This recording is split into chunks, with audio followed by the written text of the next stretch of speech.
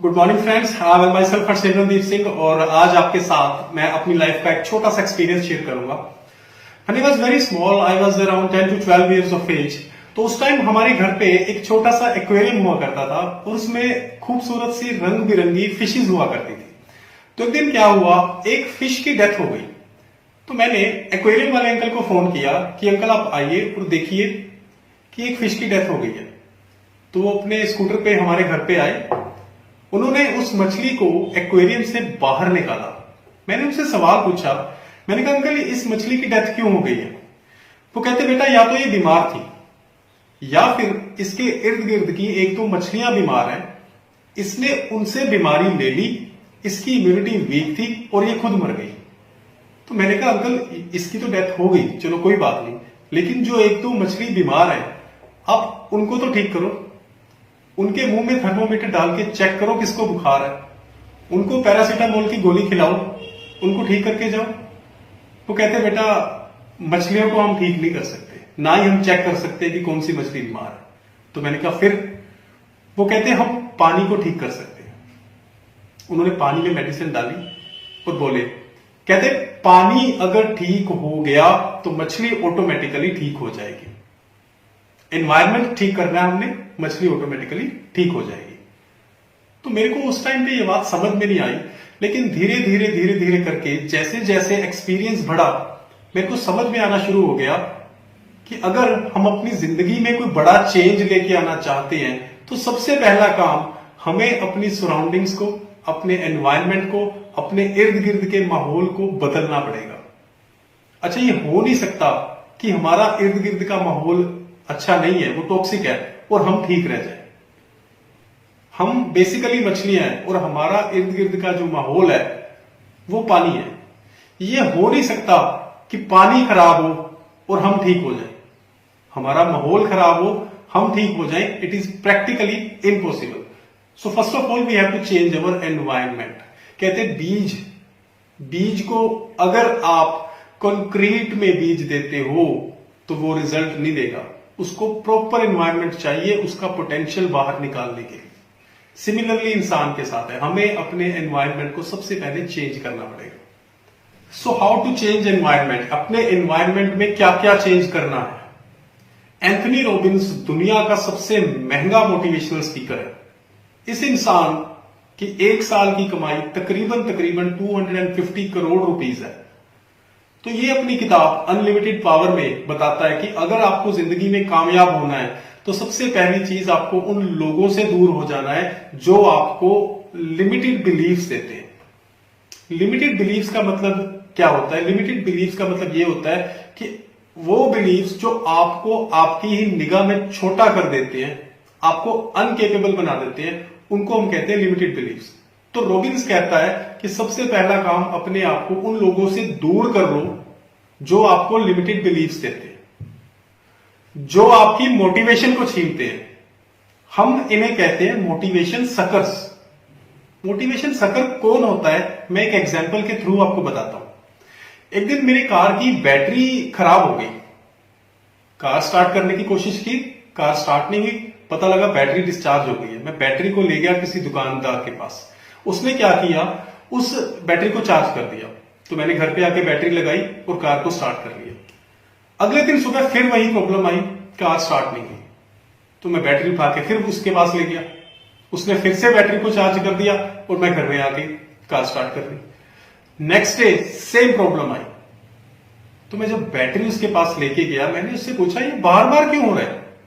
वो कहता मेरे को लगता है कि आपकी इस बैटरी में एक ऐसा सेल है जो पूरी बैटरी के चार्ज को पी जाता है। इससे क्या होता है, बैटरी सारी डिस्चार्ज हो जाती है। तो मेरे को उसकी ये बात समझ में नहीं आई, हालांकि मैं फिजिक्स बैकग्राउंड का बंदा हूं, लेकिन फिर भी मेरे को ये बात समझ में नहीं आई। लेकिन मैंने उसमें से कुछ और समझ लिया। मेरी समझ में ये आया कि हमारी लाइफ में भी ऐसे लोग होते हैं, एक आधा बंदा होता है जो हमारी मोटिवेशन को खींच लेते हैं, सारी मोटिवेशन को छीन लेते हैं। हम 10 दिन में अपने आप को मोटिवेट करते हैं और वो 1 मिनट में आके हमारी मोटिवेशन को छीन के ले जाता है। इसे हम कहते हैं मोटिवेशन सकर्स। तो सबसे पहला काम हमें क्या करना है, इन लोगों से दूर हो जाना है। ये कोई भी हो सकते हैं, ये आपके फ्रेंड्स भी हो सकते हैं, ये आपके रिलेटिव्स भी हो सकते हैं, ये आपके इंस्टीट्यूट में पढ़े हुए लोग भी हो सकते हैं, या आपके साथ काम कर रहे एम्प्लॉयज भी हो सकते हैं, या आपके नेबर्स भी हो सकते हैं, या आपके फैमिली मेंबर्स भी हो सकते हैं, कोई भी हो सकते हैं। इनसे अपने आप को दूर रखना है। मैं ये नहीं कह रहा कि इनको छोड़ देना है, इनसे अपने आप को थोड़ा सा दूर कर लेना है। See, these are the most dangerous people because they suck your motivation. क्यों? आपने देखा डायपर्स देखे हैं? डायपर्स क्या करते हैं? बच्चे को लगाते हैं ना डायपर, वो शिशु करता है, वो सारा सक कर लेते हैं। सिमिलरली ये लोग क्या है, ये आपकी पॉजिटिव एनर्जी को, आपकी इंस्पिरेशन को, उसको सक करके ले जाते हैं, और आप अपने आप में आपको ये लिमिटिंग बिलीफ दे जाते हैं कि यू आर नॉट कैपेबल। कहते कामयाबी की राह का सबसे बड़ा डाकू वो इंसान है जो आपकी मोटिवेशन को छीनता है, जो आपकी इंस्पिरेशन को छीनता है, जो आपका अपने आप से विश्वास उठा देता है। तो इन लोगों से दूर हो जाइए, अदरवाइज ये लोग आपको आगे बढ़ने नहीं देंगे। सो सेकंड जो इंपॉर्टेंट काम हमने करना है, हमें अपने आप को उन लोगों के साथ जोड़ के रखना है जो हमारी मोटिवेशन को इंक्रीज करते हैं, जो हमारी पीठ को थपथपाते हैं, जो हमें इंस्पायर करते हैं और बार बार कहते हैं yes you can do it. ऐसे लोग कम मिलेंगे, लेकिन मिलेंगे जरूर। और अगर वो आपको मिल गए तो उनको छोड़ना नहीं है, उनको पकड़ लेना है, वो आपको बहुत आगे तक ले जाएंगे। कहते जिंदगी में कुछ लोग इतनी आगे तक निकल गए जितना वो सोच भी नहीं सकते थे। रीजन बीइंग उनकी लाइफ में कोई ऐसा इंसान आ गया जिसने उन्हें बता दिया yes you can do it, तू कर सकता है। जैसे कि मैंने एक लास्ट वीडियो में बताया था कि हेनरी फोर्ड जब वो नया नया उसने कैरियर स्टार्ट किया तो उसने एक प्लान के ऊपर वर्क करना स्टार्ट किया। कहता मैं जिससे भी बात करता था लोग मेरे को बोलते थे कि it is not possible, it is not possible, you can't do it. कहते उस टाइम पे मैं अपने इस प्लान को छोड़ने ही वाला था कि मेरी लाइफ में थॉमस एडिसन आया और थॉमस एडिसन ने मेरी पीठ थपथपाई कि yes you can do it, it's a wonderful plan. कहते मैंने उसकी बात सुनी और आज हेनरी फोर्ड का नाम पूरी दुनिया में है। क्यों? उसकी लाइफ में एक ऐसा इंसान आ गया जिसने उसको वो मोटिवेशन दे दी या वो इंस्पायरेशन दे दी जो उसको रिक्वायर्ड थी, और वो लेके वो आगे चला। सो सेकंड थिंग इज अपनी लाइफ में उन लोगों को ऐड कीजिए जो आपकी मोटिवेशन का लेवल बढ़ाते हैं। एंड थर्ड थिंग, अगर आप अपने मोटिवेशन लेवल को हाई करना चाहते हो, अपने बिलीफ लेवल को बढ़ाना चाहते हो और आपको अच्छे लोग नहीं मिल रहे, आप क्या करो, अपनी लाइफ में कुछ अच्छी बुक्स ऐड कर लो in the form of autobiographies and self help books. ये दो तरह की ऐसी किताबें हैं जो आपका मोटिवेशन का लेवल हाई करती है। स्पेशली ऑटोबायोग्राफीज में इसलिए बोलता हूं क्योंकि एक ऑटोबायोग्राफी ऐसी चीज होती है जो इंसान की सारी लाइफ को बता देती है, और जो इंसान कामयाब हो चुका है जब आप उसकी लाइफ को पढ़ोगे आपको समझ में आएगा कि ये नॉर्मल इंसान था, ये कोई ऊपर से नहीं आया, नॉर्मल इंसान था। इसके भी दो हाथ थे, इसके भी दो पैर थे, एक दिमाग था, ये भी नॉर्मल खाना खाता था, और हमारे जैसे इसके पास भी 24 घंटे ही थे। और आपको उसकी लाइफ की छोटी छोटी प्रॉब्लम्स नजर आएंगी, आपको आपका बिलीफ लेवल बढ़ेगा कि यार मेरे साथ भी यही चैलेंजेस हैं, उसके साथ भी यही चैलेंजेस थे, अगर वो कामयाब हो सकता है तो मैं भी हो सकता हूं। तो आपका बिलीफ लेवल ऑटोबायोग्राफीज बढ़ाती है। आप अपने फील्ड के लोगों की ऑटोबायोग्राफीज पढ़ के देखो। जैसे एग्जांपल देता हूं, कोई बच्चा अगर क्रिकेटर बनना चाहता है और वो प्रैक्टिस भी कर रहा है लेकिन हर रोज हताश होकर घर में आ रहा है, वो युवराज सिंह की बायोग्राफी पढ़ के देखे।